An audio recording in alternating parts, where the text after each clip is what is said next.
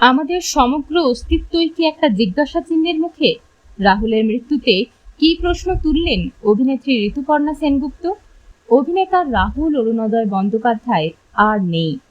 রবিবার সন্ধ্যের পর থেকে এখনো পর্যন্ত অনেকেরই যেন বিশ্বাস হচ্ছে না তিনি আর নেই। রাহুলের সঙ্গে একরার স্মৃতি অভিনেত্রী ঋতুপর্ণা সেনগুপ্তর।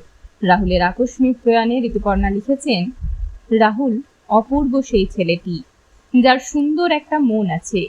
কি করে সেই মানব দেহ এত তাড়াতাড়ি আত্মায় পরিণত হতে পারে? প্রশ্নটা আমাকে অস্থির করে তুলছে। উত্তর পেতে চাইছে ভীষণভাবে। আমি উত্তর দিতে পারছি না। যার চলে যাওয়ার কথাই নয়, তার জন্য শোক করাটাও অসম্ভব বলে মনে হচ্ছে। এত তাড়াতাড়ি কেন? কেন?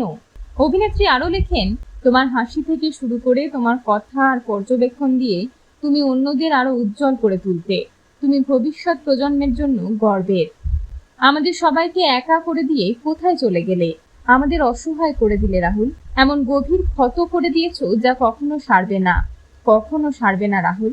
পতি পরমেশ্বর ছবিতে রাহুলের সঙ্গে অভিনয় করেছিলেন অভিনেত্রী ঋতুপর্ণা। তাই শুটিংয়ের সেই মুহূর্তগুলোই সবসময় ভালোবাসা দিয়ে আগলে রাখতে চান অভিনেত্রী। তিনি লিখেছেন, তোমায় ভীষণ মিস করবো রাহুল। তোমার প্রাণ শক্তি, প্রতিভা, উদ্যম, উচ্ছ্বাস মিস করব। তুমি খুব তাড়াতাড়ি চলে গেলে।